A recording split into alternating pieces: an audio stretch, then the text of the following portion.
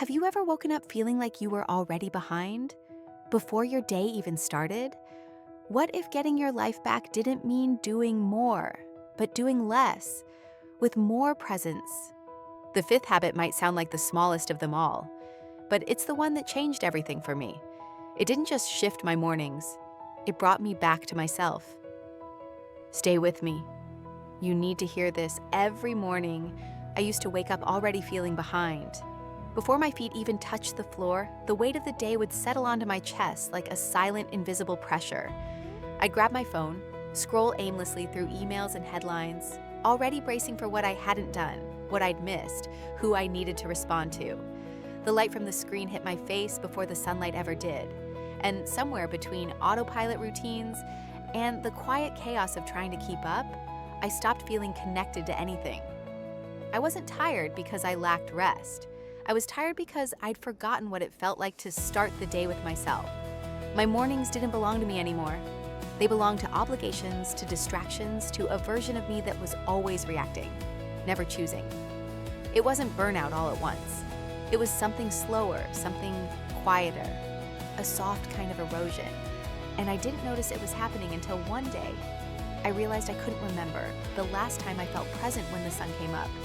If this video has already made you feel seen, tap like and hit subscribe. You don't have to do this alone. And if that sounds familiar, I want you to know you're not the problem. You're not lazy. You're not lacking motivation. You're not failing at life.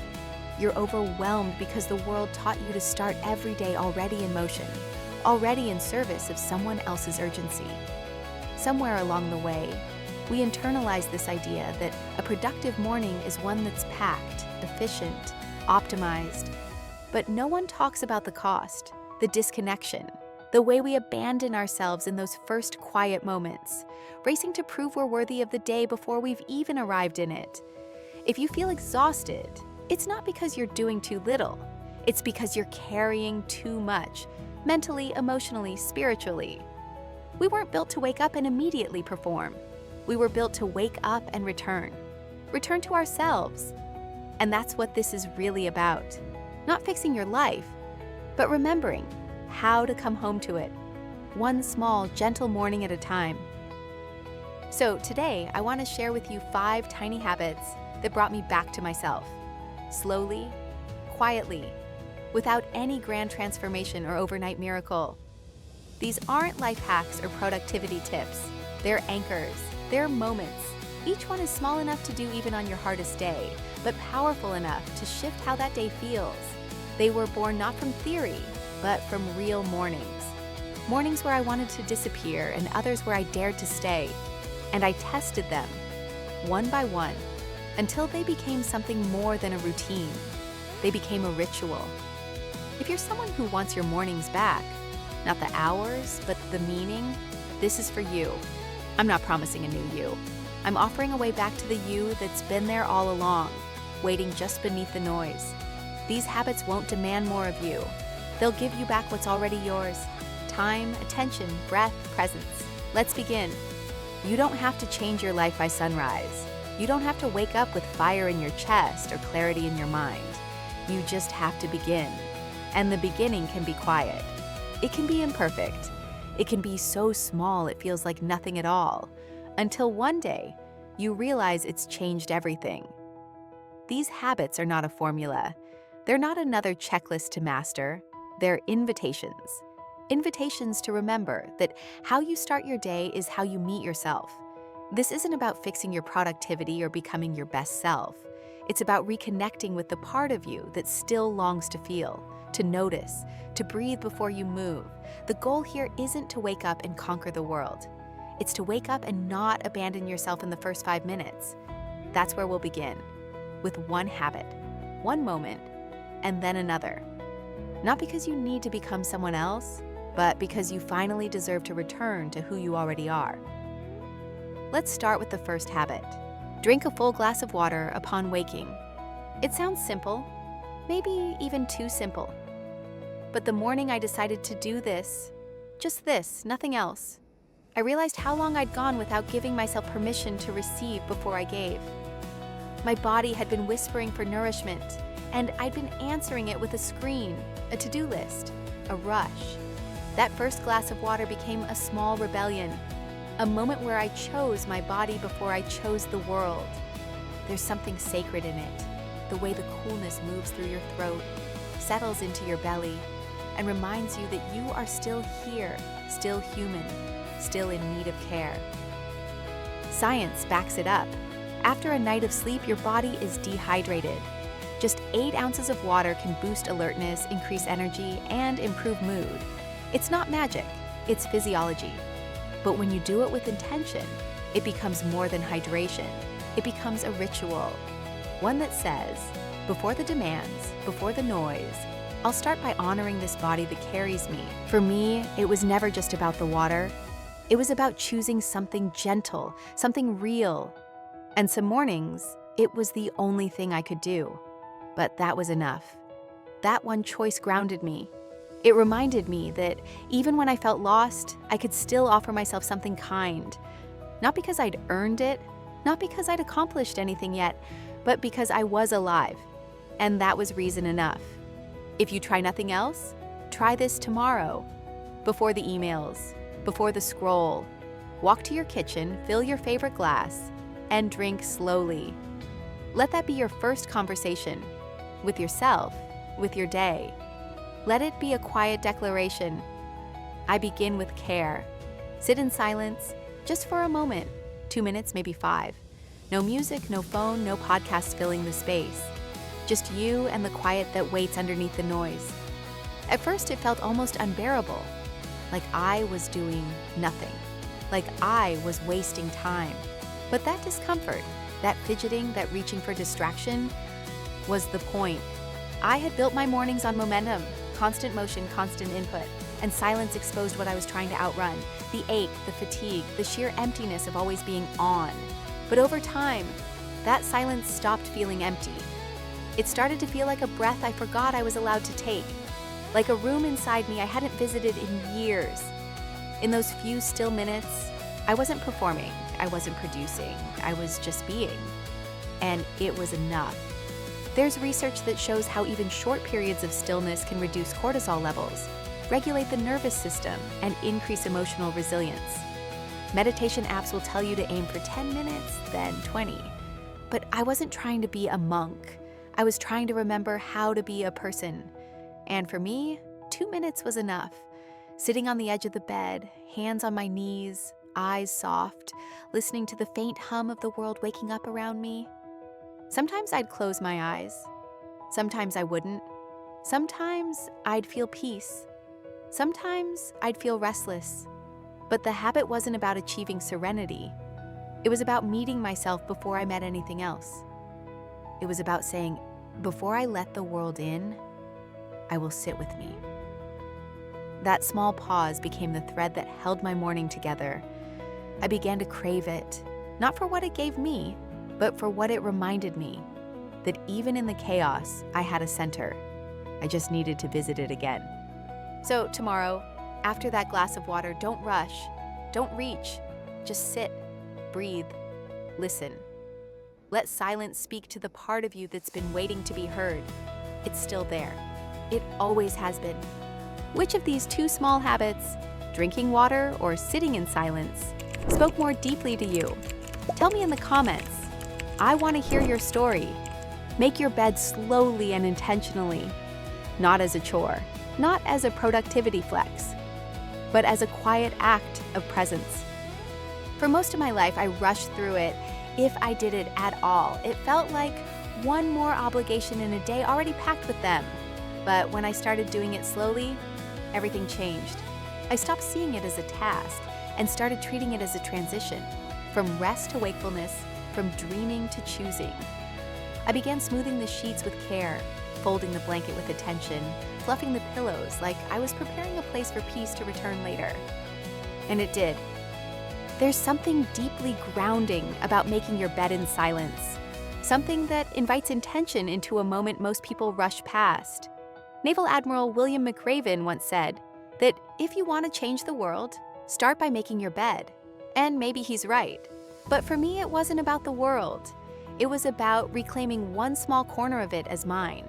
a corner I had control over, a space I could complete, a moment I could do well. Psychologists say completing even small tasks in the morning can create a sense of accomplishment that carries into the day. But this wasn't about achievement. It was about attention, about honoring the space that held me through the night, about creating beauty, even in something so simple, for no other reason than because I deserve to live in a space that reflects care. Some mornings, when everything else felt messy, my thoughts, my inbox, my emotions, this was the one thing I could bring into order. And that was enough. It didn't fix everything, but it reminded me that I still had the power to bring intention into the ordinary. If you've never made your bed slowly, try it. Notice how your hands move. Notice the fabric. Breathe into the rhythm of it. And when you step away, let it be a small signal to your brain. I choose presence today. Not perfection, not performance, just presence. And that is more than enough. Write one thing you're grateful for, just one. Don't overthink it. Don't wait for something profound. Just pause and name what is here. The morning I wrote sunlight on my floor was the first time I noticed it, how the light stretched in slow motion across the hardwood, golden and quiet, like a silent blessing. I'd seen it 1,000 times before, but that day, I let it count, and it changed everything. I used to think gratitude had to be deep, poetic, overflowing. I thought it had to come from some moment of triumph or healing. But what I've learned is this: gratitude doesn't require transformation. It creates it. One small act of noticing, one line scribbled on a page, one truth acknowledged in the stillness of morning. That's enough. Studies show that practicing gratitude, especially in written form, rewires the brain over time. It shifts focus away from lack and trains us to see what's already working. But beyond the science, there's something sacred about it, like whispering to the world, "I see you, thank you." And in return, the world becomes a little softer. Some mornings I wrote about coffee, other days, my dog's breath rising and falling beside me. Some days, just the fact that I was still breathing. And I began to realize that gratitude wasn't about pretending everything was okay. It was about anchoring myself to what was real, to what was here, to what I still had. It only takes 30 seconds, a few words on paper, but over time, those words stitched a new rhythm into my mornings, a rhythm that said, even now, even here, something is good, something is enough, something is worth staying awake for. Try it tomorrow. Don't make it a list. Make it a moment. One sentence, one heartbeat, one thread of gold in the fabric of your day. And when you look back weeks from now, you might see the quiet map of your healing drawn in ink, one line at a time. Have you ever tried something like this before? Writing down just one thing you're grateful for each day? Tell me what shifted for you. Avoid your phone for the first 30 minutes of the day. Give yourself back the silence you've been giving to everyone else. This one was hard. Not because I didn't understand the logic, but because the phone had become a comfort. My morning pacifier, my portal to the outside world, my shield against the discomfort of being alone with myself. The moment my eyes opened, my hand reached. It was automatic. I told myself it was harmless, just a quick check, just the weather, just a few messages. But the truth was, I was letting strangers set the tone for my day before I had even met myself. So, I stopped. 30 minutes. That was the rule. No scroll, no email, no dopamine drip from notifications. And in that space, what used to be filled with headlines and opinions and noise, I began to hear my own thoughts again. I noticed the quiet hum of the heater, the smell of the trees through the window, the sound of birds, real birds, not tweets. It wasn't easy at first. I felt twitchy, like I was missing something urgent. But then I realized the urgency wasn't real. The world didn't end because I waited. My worth didn't drop because I paused. And my brain, my beautiful overstimulated brain, finally had a chance to stretch, to breathe, to arrive. Neuroscience tells us that phone use first thing in the morning floods the brain with dopamine and cortisol, triggering a stress response before we've even taken a breath. And we wonder why we feel anxious before breakfast. But when we wait, just a little, we protect the most sacred part of the day, the beginning, the becoming. Instead of reaching for my phone, I began reaching for presence, for water, for silence, for sunlight on the floor. I gave my mind a buffer, a chance to land, and that changed everything. Because when I finally did check my phone, I wasn't doing it to escape myself. I was doing it from a place of rootedness, from choice, not habit. Try it. Set a timer if you need to. Leave your phone in the other room. Give yourself just 30 minutes of undistracted being. It might feel empty at first, but that emptiness, that's your life, waiting for you to come back. You don't need to do all of this. You don't need to wake up tomorrow and become someone new. That's not the point. This isn't a morning routine. It's a morning return, a quiet remembering of who you are before the world asks you to prove it. These 5 habits, they're not rules, they're invitations. And if even one of them spoke to something tender in you, that's enough. Start there. Begin again tomorrow. Not with pressure, but with permission. For me, it wasn't about stacking wins. It was about finding softness again. I didn't want more control. I wanted more connection, more truth, more mornings that felt like mine. And slowly, one small shift at a time, I got that. I started to feel like I was living inside my life, not just managing it. You don't have to master all 5. You don't need to be perfect. You just need to begin. One breath, one pause, one quiet choice to be with yourself. Not in spite of the world, but in the middle of it. Let your morning be a place of return, a space where you're not performing, fixing, optimizing. You're just coming home. And maybe, for the first time in a long time, staying. So if something here touched you, pick the one habit that feels most possible and try it tomorrow. That's it. Don't aim for progress, aim for presence. Let that be your success. You are not broken. You are just tired of abandoning yourself. And your mornings, the real quiet ones, have been waiting for you to come back. Begin there. Begin now.